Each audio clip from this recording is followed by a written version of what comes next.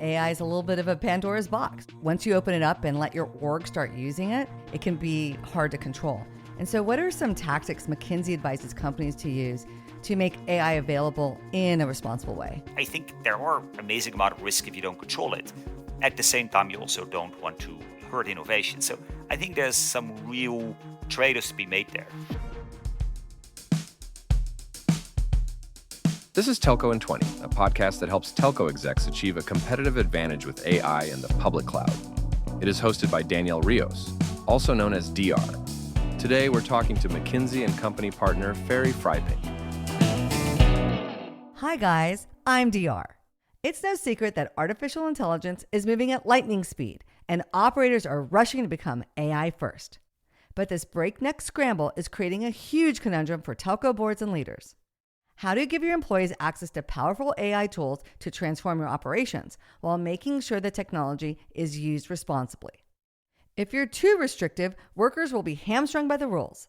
They'll either find ways around them or give up and not make the transition to being AI first. On the other hand, if you're too permissive, you risk exposing confidential data or damaging your company's reputation with an AI mishap.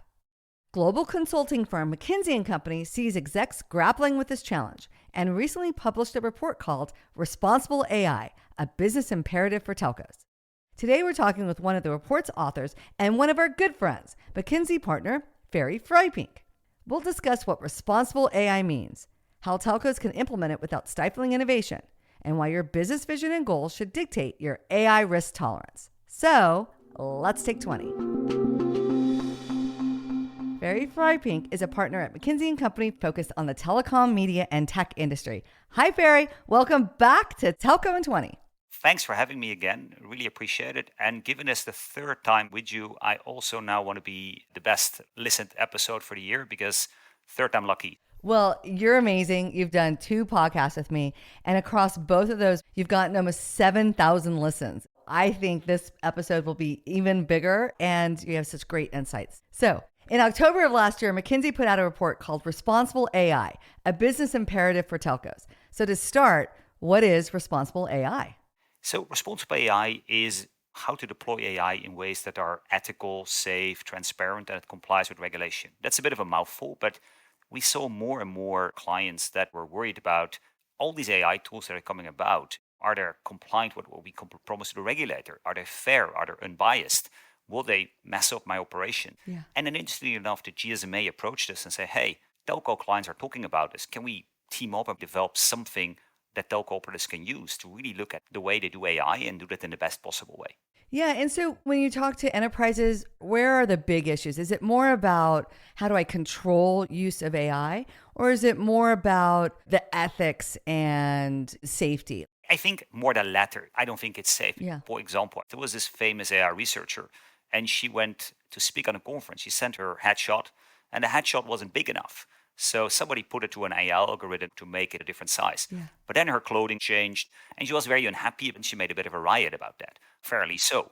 And that is a very simple example. Yeah. This could be similar with if you do a credit scoring algorithm with machine learning, maybe that's a biased algorithm, or certain customers don't get better connections because of an algorithm you program wrongly. So there is a lot of downside to get this right. And again, we are very excited as McKinsey about AI. I think AI will deliver a lot of value, but doing it in the right way, taking a little bit of time to think about the safeguard, to make sure the way you do it is appropriate, I think comes a long way to realize the value. Yeah. And so, as you mentioned, AI is advancing so fast. Every time I log into x.com, there's people talking about, I can do this, I can do that. This new model came out. This new tool has been developed by a startup that is taking over market share rapidly. And so obviously companies are implementing AI quickly internally. And so let's talk about how you implement responsible AI within an organization. How are you advising telcos to balance being responsible with quick innovation, not being too slow and still using AI, but not going so fast that you're being irresponsible with it? To give you a couple of examples, one of my clients is a chief AI officer, and they opened up their own LLM in combination with OpenAI together with Gemini. So it's a 2-model internal AI product. Mm-hmm. And within one day, they had $250,000 of tokens used. So they had to stop for a while. Mm-hmm. And so you really need to think around how do you implement it. And it really starts with setting the vision. What do you want to achieve? And some of my clients want to be leaders. They want to take new things on very fast. And if that's my vision, then of course I need to be much more savvy around that ethical AI, because we think there's about 600 billion of value in the telco industry by 2040. That's far away. Yeah. The telco industry will be about 2 trillion by then. So about 25% can be shaped by AI. And about half of that 600 billion, you require the highest AI standard for compliance and regulation. So let's first use that vision. Yeah. Then you need to build an operating model. How do you operate it? How do we make decisions? But also pinpointing people that take responsibility. We tell our clients, you need to really make sure that when somebody rolls out an algorithm, start using a use case, you can name a person. Then there needs to be some technical controls. How do you make sure the data is clean? You're only using data you're allowed to use. How do you test the models for risk? How do you put in some controls? Yeah. And then what we did, and I think this is also a good contribution to the GSMA, is we as telco operators buy a lot of stuff, from hardware to radio, base station, Yep. to switches. And of course, you also need to know what those products do, because they're sitting in your network and it's your responsibility. And you need to make sure that what they do with AI also works. And the last point, which is incredibly important, is what do we do with communication? Do you change people? How do you change narrative? Yeah. And so to really make sure you get it right, we need a vision, you need an operating model, you need control, you need to make sure your third parties work the way they want, and you need to do that change management. And that is really a cockpit and a small team you need at ExCo level that makes sure that all going to happen. Yeah, I like your point there in terms of what's your goal and what's your vision, because I really do think it sets the pace that you're going to use AI.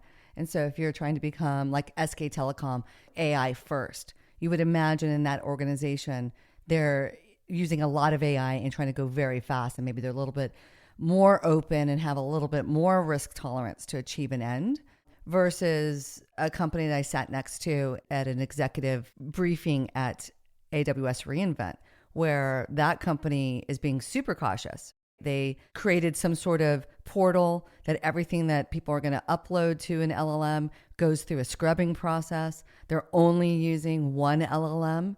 And she was very frustrated because she was like, one LLM doesn't fit all my needs. It's slow. So I think somewhere in the middle between these 2 points is probably where telcos will end up. Either the far end, I'm AI first and going very fast. And then there's going to be others that are super cautious and go very slow. But I like your point that it starts from the CXO level in terms of what are we trying to accomplish with the AI? Yeah, and that vision is incredibly important, but also the point you mentioned on regulation. Where are you standing with the regulator? Because again, Europe is more cautious, has much more rules in place. And if you run in Europe, you need to comply. And in certain markets like China, Australia, regulation is being formed. So you really need to make sure that what you do fits. And again, as a regulated industry like banking, we need to be even more cautious on doing it. And therefore, I think really having that vision, also having that open debate with not just the telco, but also the data regulators to say what I want to achieve, I think is important. That's why I really like what the GSMA did on this maturity model, because then you can also explain what you're doing, because it's going so fast that sometimes you might make a mistake. But if you at least have a framework and show this is what we try to do, you identify the mistake earlier, you can course correct, and you can also explain to the public that you are self-correcting. Yeah. So I really do believe to set that vision and really have a good framework there protects you against many other risks you otherwise take. Yep. And so I found that AI is a little bit of a Pandora's box. Once you open it up and let your org start using it, people can create anything. I'm using it in this function. I'm using it to do this task. Can I buy this tool and try it out? It can be hard to control. And so what are some tactics McKinsey advises companies to use to make AI available in a responsible way? I love that question because there's so many stories around software engineer who start testing some code on one of the LLMs and somehow that code leaks out. Yeah. There's a famous case of a lawyer who wrote a brief which was full of nonsense quotes. So I think there are amazing amount of risk if you don't control it. At the same time, you also don't want to hurt innovation. So I think there's some real trade-offs to be made there. And I think the first step is to really set a policy. What is our policy around it? Because many people don't know. Many companies don't have a policy. Yeah. Then the second is to create a bit of risk awareness with your enterprise, which is, again, in many enterprises now, when you go to an LLM, you get a pop-up, hey, are you sure? And I think that's quite prudent. Yeah. Then I think you need to create some options because The reality is if you just say no, people will find a way. And when I was young, you had shadow IT. And as McKinsey, we fought a lot of shadow IT because it was costly and it typically had a lot of cyber risk. Mm-hmm. And now there's a lot of what we call shadow AI. Yeah. A lot of CIOs are looking at how do we fight shadow AI. So you need to make some models available in the way you want it. And then last, I think it's a lot around training. So people know where to use it. And circling back to what you said about where do you create value, I see a bunch of telcos shut down some of the AI products because they create no value. So it's also then tracking if value is being created and redeploying funds to say, hey, maybe I don't need a product that helps my staff to write better emails because that doesn't deliver it. I rather put that money in a chatbot or in optimizing offers on the website or reducing energy in the network. And we see some very exciting use cases. Yeah. So really setting the policy, really creating options, communicating well, and training people and tracking. Do you create value? No, then stop this experiment, move the money somewhere else. Yeah, it's so easy to get your hands on AI. Typically, IT tools and enterprise tools were prohibitively expensive or took time to install. But with AI, there's freemium models, there's this $20 per month. Startups are just putting it out there and seeing what's going to stick. And so it's pretty easy for workers to, as you say, shadow AI, go around the firewalls, go around the policy and use it. Obviously, you can't put it into your enterprise processes at scale, but it's not stopping people from testing it out and playing with it. And I think organizations can't sit back on AI and wait for things to settle down, who's going to be the winner, which software is the one that's going to really work, because it's such a different way of approaching work. Like you mentioned in the change management, it's literally changing the way people do their jobs. And so now what people work on will be the higher order things that are much more difficult to get an AI to do. And so balancing the responsibility and the pace with the transformation that your organization needs to go through, it's super important that you start now. You can't really ignore it. No, and I think what is interesting is to balance that risk review also with the upside. And to give you one example, I had to give a presentation and we have an internal LLM. What is the GDP per capita in certain European markets? And I was like, it doesn't look great. So don't tell my boss. I looked also at ChatGPT. The numbers didn't match. Yeah. And immediately I got frustrated and I basically deleted both slides and I called our research organization and they made the correct slide for me. But that means that I burned my fingers on AI. And the risk is that people don't come back. But there's a lot of tasks they're amazing at. One of my friends works in HR. They go into a database. Every time she has to write a policy, they download 5 template policies. You just have to change 3 or 4 things, debate indeed what are the sensitivities to our company, which parts fit our company mission and do it. So we need to show people the risks, but we also need to show people the incredible value. Otherwise, to your point, DR, you lose out on all the cool innovation and all the value creation. Yeah, no, it's crazy. So yeah, my next question for you is with the ease of using AI to create applications, you mentioned this in one of your comments earlier. How can organizations track AI usage, both just who's using it and what they're using it for, but also, as you mentioned, the cost? Yeah, and I would advise CIOs and chief data officers to really put in monitoring tools. And there's a bunch of monitoring tools in the market to really see are people using it. I would argue that when people try to go to ChatGPT, put them a reminder website to say, hey, you go into an LLM, make sure you comply with our policy. So don't put any sensitive information or personal information. So really continue to remind people to do it without blocking it. Because if you block it, they will go to their mobile phone, they will go to their iPad and use it anyway. So I think large organizations that work with sensitive data really need to have monitoring tools in place to say, where are people going? What are the people doing? So you can also see a hotspot of activity. If you would see in your customer service department a lot of people going to ChatGPT or one of the other LLMs, I would be quite worried. I would say, hey, we have policy. Then really then start to educate and make sure that the staff knows what can be done and not. And then also quickly help them to get the tools they need, because that's so important. You're not Mr. or Mrs. No, but you really say, hey, this is what we don't want, but we have a product here, we have a tool here, or even sometimes you can replace it with a non-LLM, just a database or something else, but therefore help them to the tool that complies with policy and that create the value they want to create. Yeah, as a startup, I obviously want my organization to be going as fast as possible with AI because it's such a game changer for us against maybe an incumbent vendor. And so what I've done is put in API calls. I have a little stub that I ask everyone to put into their AI apps that then reports what's being used. And this helps us consolidate spend. We're like, oh, maybe we do need a relationship with Anthropic or with OpenAI to reduce our costs because we can commit to a certain amount of spend, but we can also see what people are using. The other thing that we've done is we've installed monitoring software, as you mentioned, on people's computers that's using vision to see what they're using and incentivizing people actually to use more AI, but also to report, this is what we think you used. And we're just very open. And that's, like you said, it's part of my vision and what we want to do. But if you look at my credit card bill, personally, I'm paying for all the LLMs and other tools as I try to play with it and really understand where that jagged edge of AI is. So I can't imagine in a 100,000 person organization with variety opinions of AI, from fear to absolute excitement, trying to control it would be kind of a nightmare. I agree. And again, therefore, where are the hotspots of use? I really love to push to say, what are people doing at it? Because then you can say, hey, if this is the type of question they ask, we should actually do something with our own tools. And often using a specialized API call or doing a contract with one of the LLMs is much cheaper than doing it in a generic LLM tool. So therefore, you also can optimize cost. I also personally pay for a lot of these LLMs myself, but I think the biggest user in my house are my kids for homework. They're quite useful to write reports and give first answers. Yeah, no, absolutely. And so, Ferry, at the end of last year, you posted a picture on LinkedIn of you wearing a scarf during a presentation. And you mentioned this is your trademark accessory. And so I just have to ask you, what is the story behind your scarf? It's very, very stupid. I used to live in Asia, and there you go to hot climate and you go into the air conditioning. Yeah. So I had a continued cold for the first 2 years.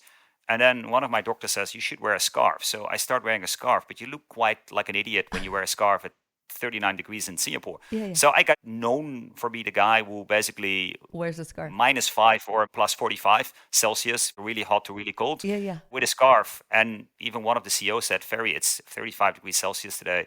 Why are you wearing a scarf? But I must admit, my cold's reduced by 80%. Yeah. So I used to be the cuff guy, and now I'm the guy with the scarf, and I'd rather be the guy with the scarf. Yeah, that's awesome. Well, my trademark accessory are my Golden Goose sneakers, or trainers as they're called in Europe. I remember those. Yeah, I wear them on stage. I counted, I have like 7 pairs, but I love them. They have a wingtip. So I feel that it makes it businessy, but yet a sneaker. So that's my trademark accessory. I remember them from MWC. They're very cool. Yeah, no, they're awesome. I get a lot of comments, as you do with your scarf.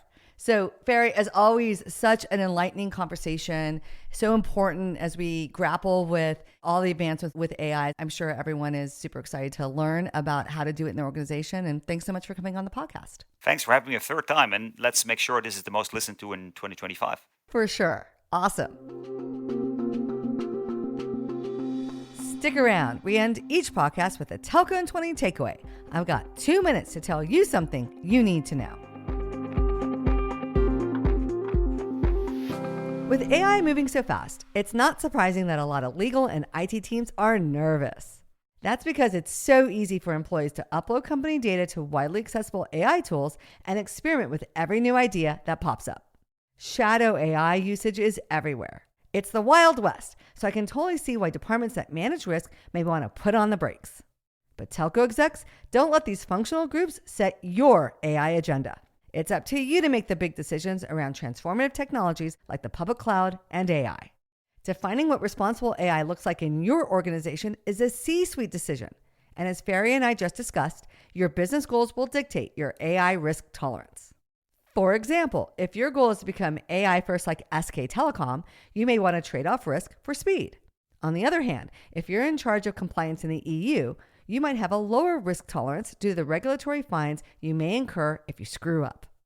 It's not a one-size-fits-all approach. You should absolutely set policies and have guardrails, put monitoring tools in place, and track usage and cost. But match the guardrails and rules with the business goal. This is how you enable innovation instead of stopping it dead in its tracks. Want to talk more about how to balance innovation with responsible AI? Come see me at MWC in Barcelona. You can find me and Team Totogi in Hall 2, as well as in the AWS space, showing off our latest AI-driven products. DM me on LinkedIn or X at TelcoDR to set up a time to meet. Until then, tune into more Telco in 20 episodes, like and follow, and leave us a 5-star review. Don't forget to sign up for my seriously amazing email newsletter on telcodr.com and check out our awesome YouTube channel. It's great. Later, nerds.